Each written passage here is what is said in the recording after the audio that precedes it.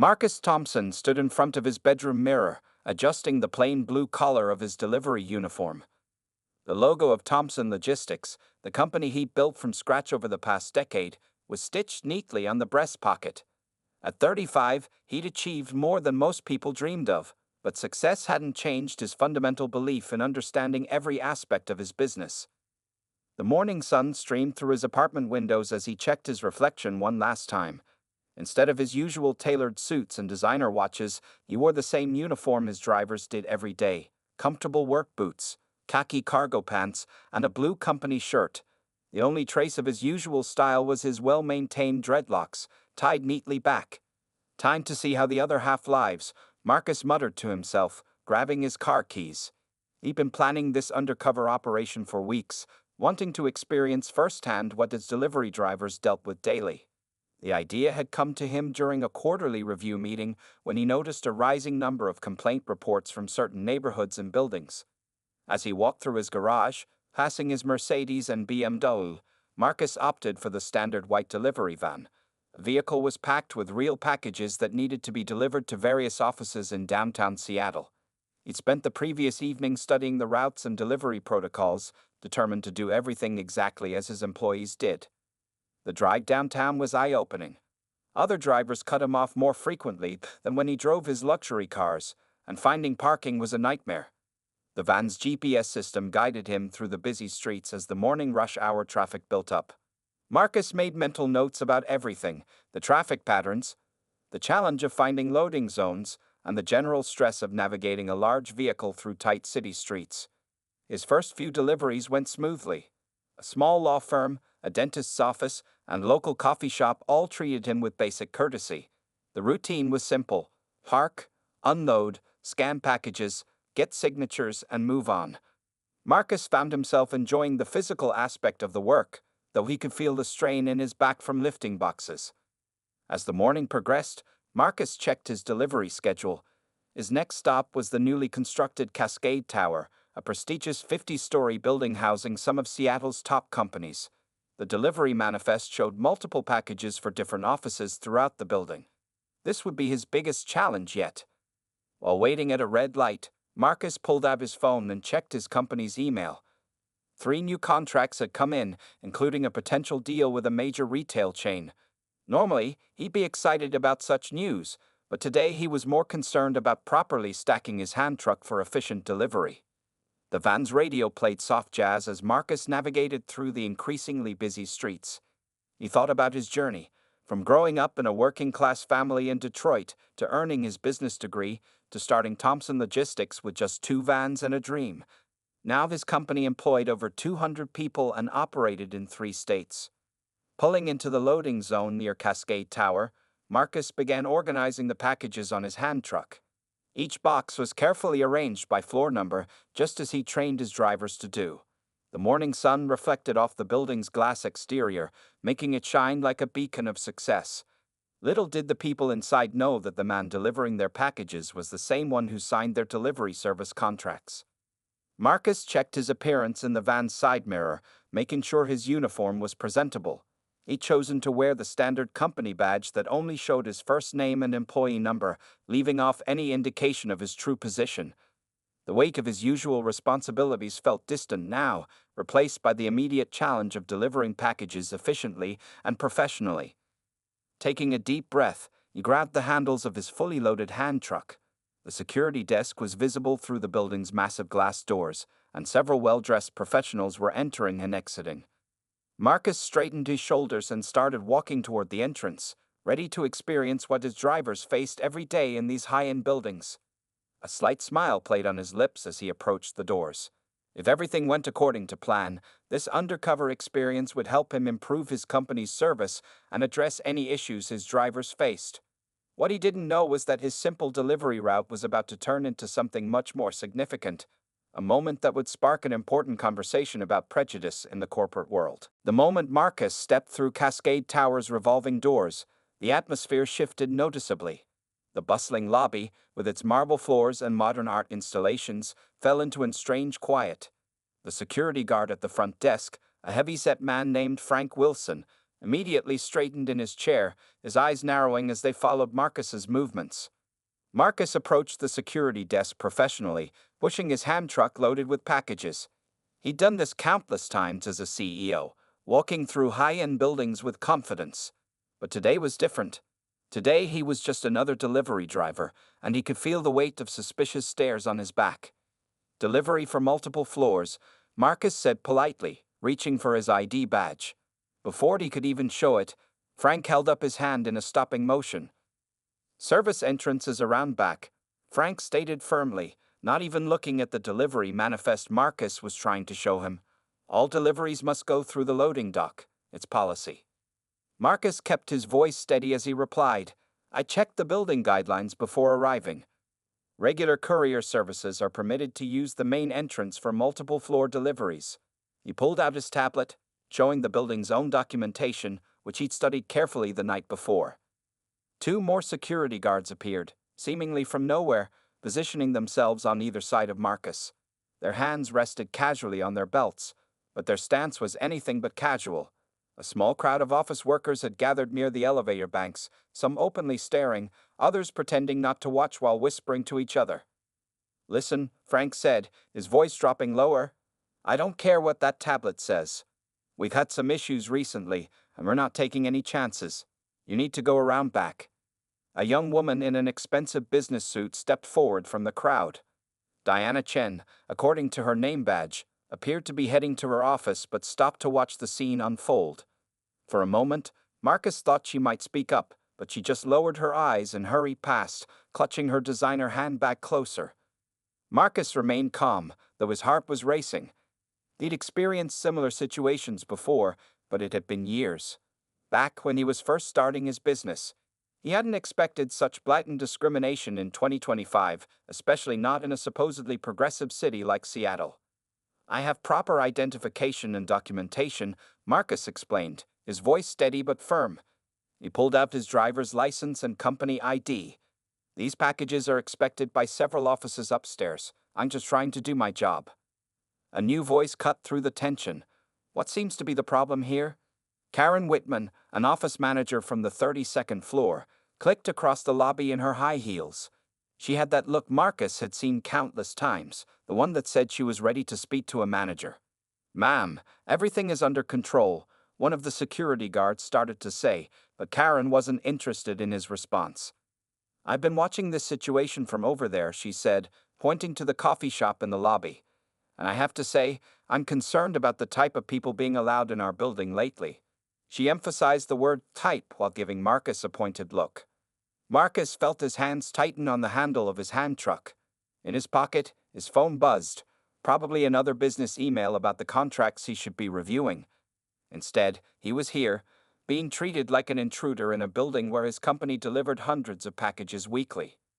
The crowd in the lobby had grown larger.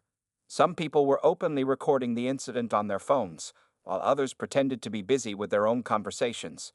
The air conditioning hummed overhead, but Marcus could feel sweat forming on his forehead. "Ms. Whitman," Marcus began, recognizing her name from client meetings, though she clearly didn't recognize him. "I understand your concern, but I assure you—" "I don't need your assurances," Karen interrupted, pulling out her phone. "I'm calling building management right now. We need to discuss the security protocols in this building. And you," she pointed at Marcus, "you need to wait right here until we sort this out." The security guards moved closer, their bodies forming a barrier between Marcus and the elevators. Through the lobby's glass walls, the morning sun continued to shine brightly, oblivious to the dark moment unfolding inside. Marcus stood his ground, knowing this situation was about to become much more than a simple delivery attempt. Karen Whitman's fingers flew across her phone screen as she dialed the building management, her face flushed with what she clearly thought was righteous indignation. The lobby had become a theater, with Marcus and his delivery cart at center stage, surrounded by an audience of uncomfortable onlookers and stern-faced security guards. "Yes, hello." Karen spoke into her phone, pacing in small circles. "This is Karen Whitman from floor 32. We have a situation in the lobby." She glanced at Marcus with obvious disdain. "There's a delivery person here who's being quite difficult about following proper procedures." Marcus stood quietly, his mind racing through possible scenarios. As a CEO, he was used to handling difficult situations, but this was different. Every instinct told him to pull out his business card and end this charade, but he remained committed to understanding his employees' experiences firsthand. He's refusing to use the service entrance, Karen continued, her voice rising, and frankly, I don't feel comfortable with the way he's conducting himself. She emphasized the word comfortable while giving Marcus another suspicious look. More people had gathered in the lobby, a group of young professionals huddled near the coffee shop, filming the scene on their phones. An elderly security guard named Bill, who Marcus recognized from his previous visits as CEO, walked in from his break and looked confused at the commotion. "Ma'am," Marcus tried again, his voice steady and professional, "I have all the proper documentation and clearance to deliver these packages. They're expected by several offices upstairs, and some are marked urgent." Frank, the main security guard, stepped closer. "Listen, buddy, just make this easier for everyone and use the loading dock like you're supposed to." His hand rested meaningfully on his radio.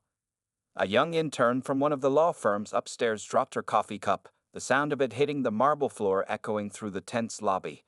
The brown liquid spread slowly across the polished surface, but nobody moved to clean it up. All eyes remained fixed on the unfolding drama. Karen had finished her phone call and turned back to the situation with renewed authority. "Building management is sending someone down immediately," she announced to the lobby at large. "And they agree that this is completely unacceptable behavior." Marcus checked his watch. He had been standing here for 15 minutes now. In his pocket, his phone kept buzzing with messages he knew were probably about important business matters. One of the packages on his cart was marked time sensitive, and he could see it was addressed to a law firm on the 40th floor.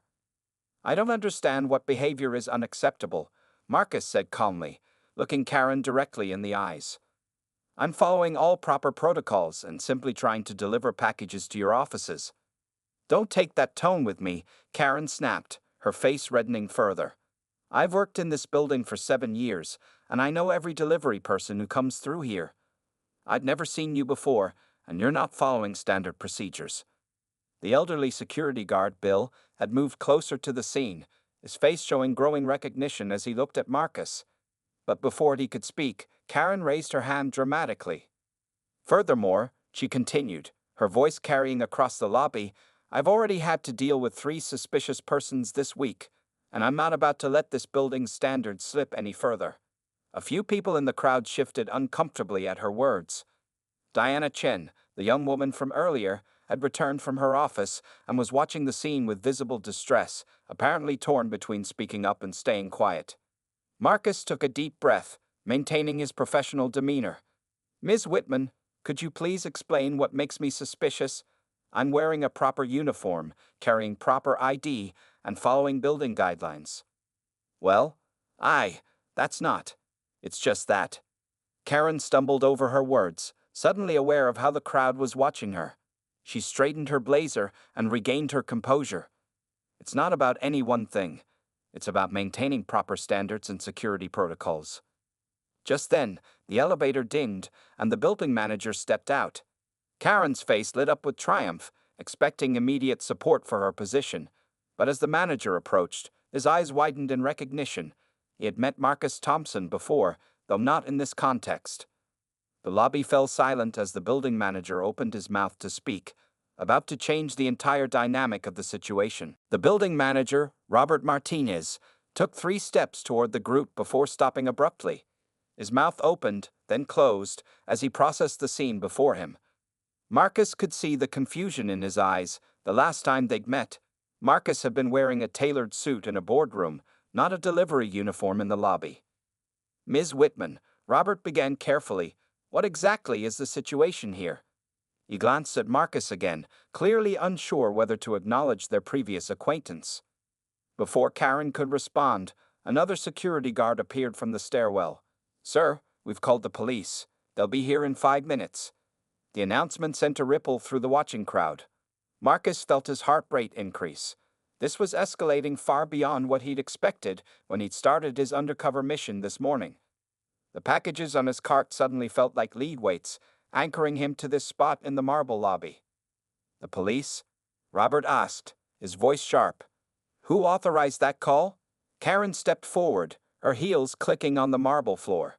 I did, through my assistant. This person, she gestured dismissively at Marcus, is being belligerent and refusing to follow proper protocols. We can't be too careful these days. The crowd had grown even larger. Office workers were calling others down to witness the scene, and phones were recording from every angle. The morning sun streaming through the glass walls cast dramatic shadows across the lobby, making the scene feel like something out of a film. He hasn't moved from this spot for 20 minutes now, Frank added, moving closer to Marcus. We asked him repeatedly to use the service entrance, but he keeps arguing about building policies. Diana Chen, still watching from near the coffee shop, finally stepped forward. He's just trying to deliver packages, she said quietly, but her voice carried in the tense lobby. I don't see why this needs to involve the police. Karen turned on Diana with a fierce look. You're new here, dear. You don't understand our security concerns. Just last week, someone tried to access the executive floors without proper clearance. Marcus remained still, his hands resting calmly on his delivery cart. He could hear police sirens in the distance, rowing closer. The situation had moved beyond a simple teaching moment about discrimination. It was now a potential PR nightmare for everyone involved. Step away from the cart, sir, one of the security guards commanded, reaching for Marcus's arm. Robert Martinez watched this movement with growing alarm. Something about Marcus's calm demeanor and professional attitude was triggering his memory. He'd seen this man somewhere before, in a very different context. The elevator dinged again, and a group of executives stepped out, stopping short at the scene before them. Among them was James Chen, the CEO of a major tech company and one of the building's primary tenants. His eyes widened as they fell on Marcus.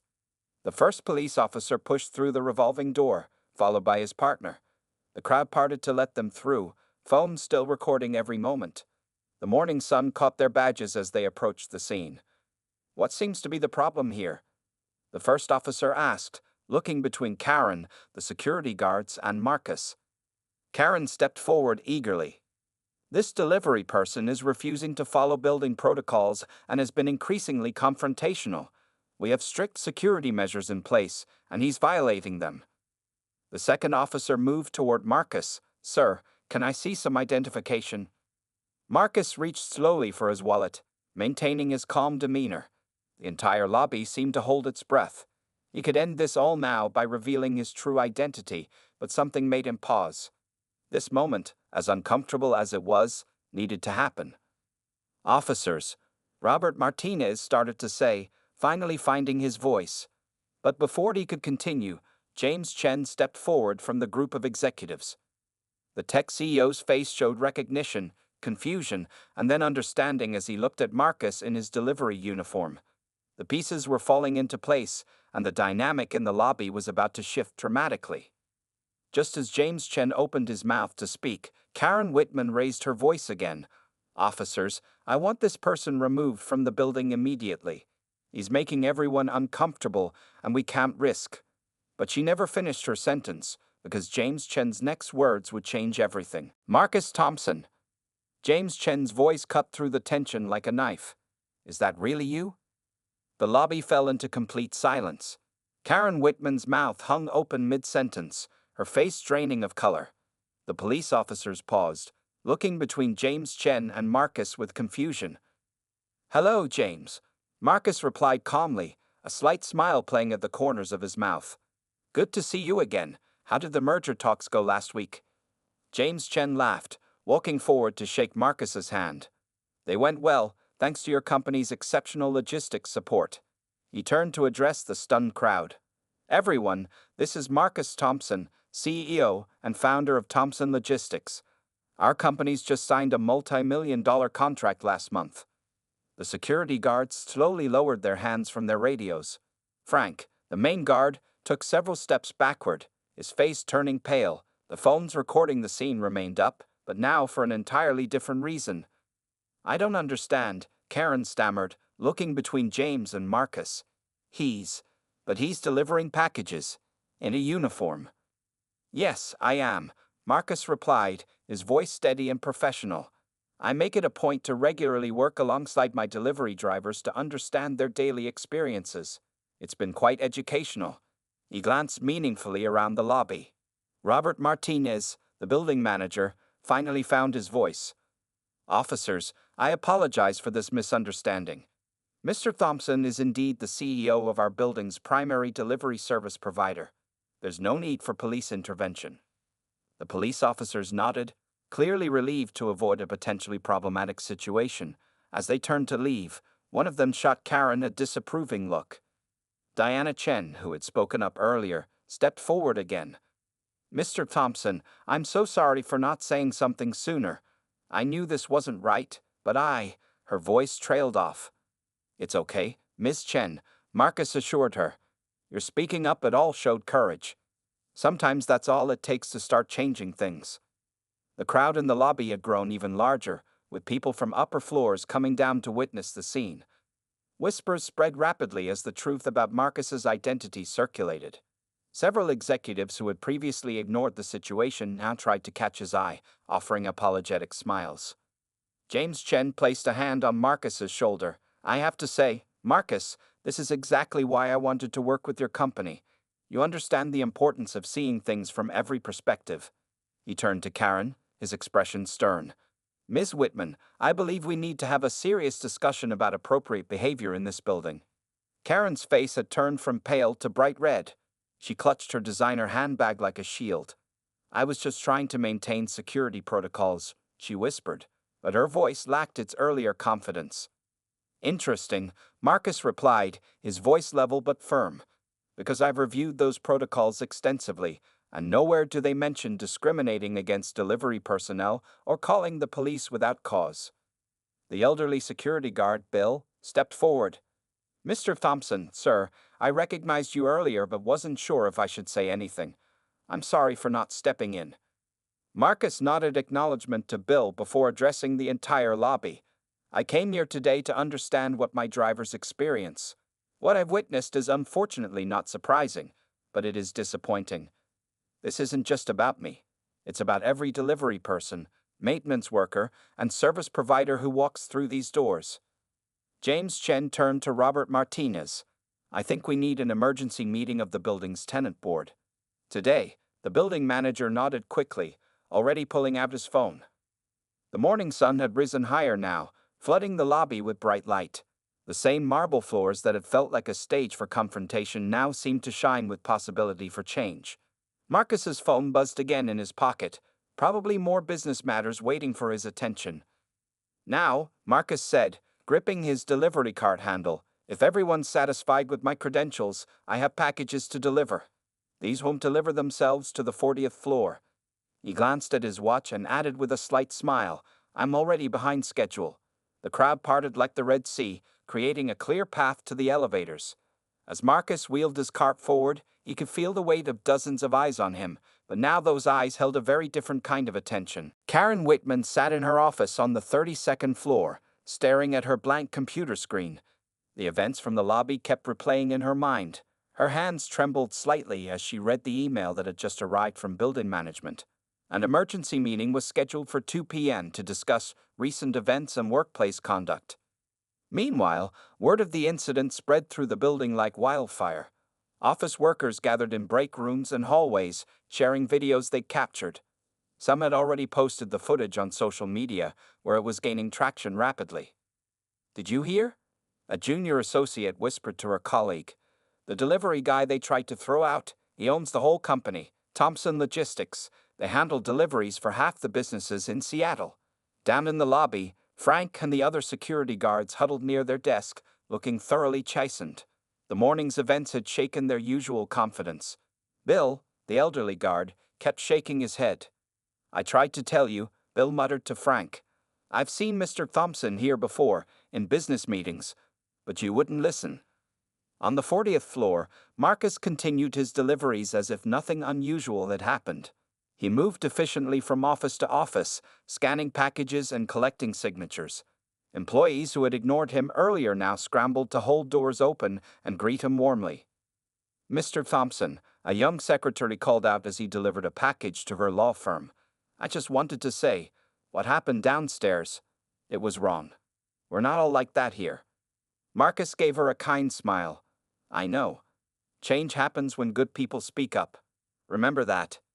He checked his manifest and moved on to the next delivery. In the building management office, Robert Martinez was frantically making phone calls. The incident had already reached the building's ownership group, and they were demanding immediate action. He'd spent the last hour drafting a new anti-discrimination policy and scheduling sensitivity training sessions. James Chen had returned to his company's offices on the 45th floor, but he couldn't focus on his work. He kept thinking about how differently the situation could have ended if he hadn't been there. Picking up his phone, he dialed Marcus's office number. Thompson Logistics, how may I help you? Marcus's assistant answered. This is James Chen. I need to speak with Marcus about expanding our contract. After what I saw today, I want his company handling all our deliveries nationwide. Back on the 32nd floor, Karen's assistant poked her head into the office. Ms. Whitman, HR is here to see you. Karen's face fell. She knew this conversation wouldn't be pleasant. Throughout the building, people were examining their own behavior.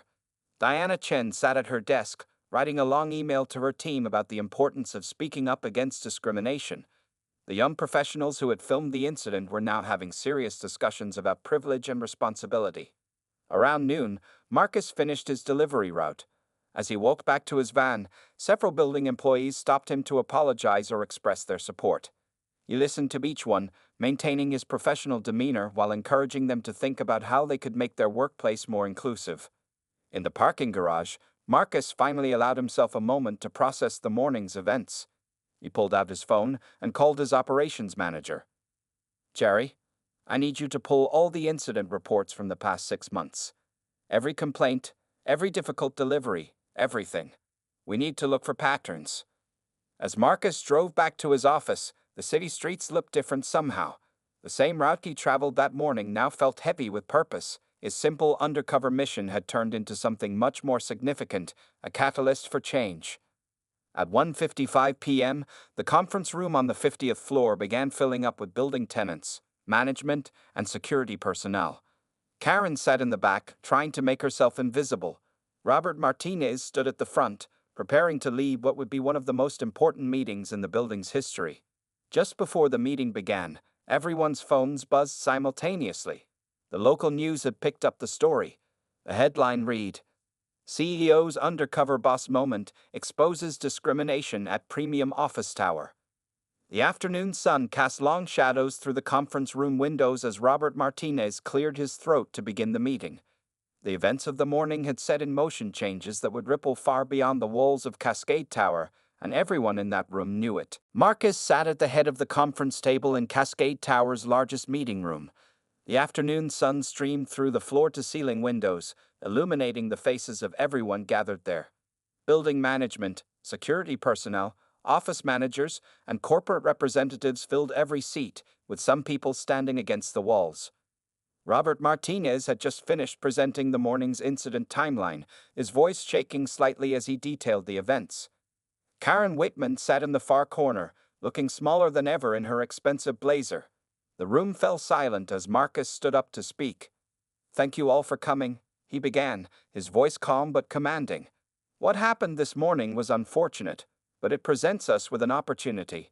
And isolated. Our drivers face similar treatment in many buildings, though usually less dramatically. He clicked a button, and charts appeared on the large screen behind him. The data showed a clear pattern of complaints and incidents, particularly in upscale buildings and certain neighborhoods. But here's the interesting part, Marcus said, clicking to the next slide. When buildings implement proper training and clear anti-discrimination policies, these incidents drop by 85%. It's not just about being nice. It's about being efficient and professional. James Chen stood up from his seat. I'd like to announce that my company is committing resources to help develop a comprehensive training program. What happened today opened my eyes to issues I should have seen before. The room buzzed with quiet conversation. Frank, the security guard who had confronted Marcus earlier, raised his hand hesitantly. Mr. Thompson, he said, his voice heavy with regret. I've been doing this job for 15 years. I never thought of myself as, but today made me realize I need to check my assumptions. Marcus nodded appreciatively. That's exactly the kind of self-reflection we need. Change starts with awareness. Robert Martinez then presented the building's new initiatives: mandatory sensitivity training, revised security protocols, and a clear reporting system for discrimination incidents. The policies would be implemented immediately across all floors. Additionally, Robert announced, "We're creating a diversity and inclusion committee. Ms. Chen has volunteered to lead it." Diana smiled nervously as heads turned toward her. Karen Whitman finally spoke up, her voice barely above a whisper. "I'd like to volunteer for the committee too. I have a lot to learn, and I want to be part of the solution." Marcus watched as more hands went up around the room, people volunteering for the committee, offering resources, suggesting improvements to the proposed policies. The energy had shifted from shame and defensiveness to something more productive: hope and determination. "One more thing," Marcus said, standing again. "Tomorrow morning, I'm sending our newest delivery recruits to this building. They're all trained professionals from diverse backgrounds. How we treat them will show whether today's conversation meant anything." The meeting continued for another hour, with practical discussions about implementation and accountability. People who had never spoken to each other before were exchanging contact information, making plans for follow-up meetings, and sharing ideas. As the room began to clear, James Chen approached Marcus. "You could have revealed your identity immediately," he said. "Why didn't you?" Marcus smiled thoughtfully. "Sometimes people need to see their own actions clearly before they can change them. What happened today was uncomfortable for everyone, but necessary." The late afternoon sun cast long shadows across the conference room as the last participants filed out. Marcus gathered his papers, thinking about his delivery drivers who would arrive tomorrow morning. He'd hoped they would find a different Cascade Tower than the one he had encountered. Diana Chen stopped at the door. "Mr. Thompson, thank you for turning this into a learning moment instead of a lawsuit. That took real leadership." Marcus nodded, appreciating her words. As he looked out over the Seattle skyline, he knew that today's events would have ripple effects far beyond this single building. Sometimes change started with one person, one moment, one delivery cart in a marble lobby. His phone buzzed with a text from his operations manager. "Boss, you're all over social media. People are calling you a change maker." Marcus smiled and put the phone away. The real change, he knew, would be measured in the days and weeks to come. 3 months after the incident at Cascade Tower, Marcus Thompson stood in the same lobby where it had all happened. The space felt different now, warmer, more welcoming. The security desk had been redesigned to be more approachable, and new signs clearly displayed the building's inclusive delivery policies. Frank, the security guard who had confronted Marcus that day, now greeted every delivery person with genuine respect. He had become one of the building's strongest advocates for change, often sharing his own story of transformation during training sessions. "Good morning, Mr. Thompson," Frank called out as Marcus entered. "The new delivery team is doing great. No incidents in 12 weeks straight." Marcus smiled, remembering how far they'd come. The story of what happened that day had indeed gone viral, but more importantly, today, Marcus was back for a special ceremony. Cascade Tower had been selected as a model location for workplace inclusivity, and news crews were setting up their equipment in the lobby. Karen Whitman, who had transformed from antagonist to ally, was organizing the event. "Everything's ready upstairs," Karen told Marcus, her demeanor completely different from 3 months ago. She now led monthly training sessions, sharing her own journey of confronting and overcoming bias. The elevator carried them to the 50th floor, where the conference room was packed with familiar faces. Diana Chen, now heading the building's thriving diversity committee, was chatting with James Chen, no relation, about expanding their initiatives to other buildings in the city. Robert Martinez stepped up to the podium, his face beaming with pride.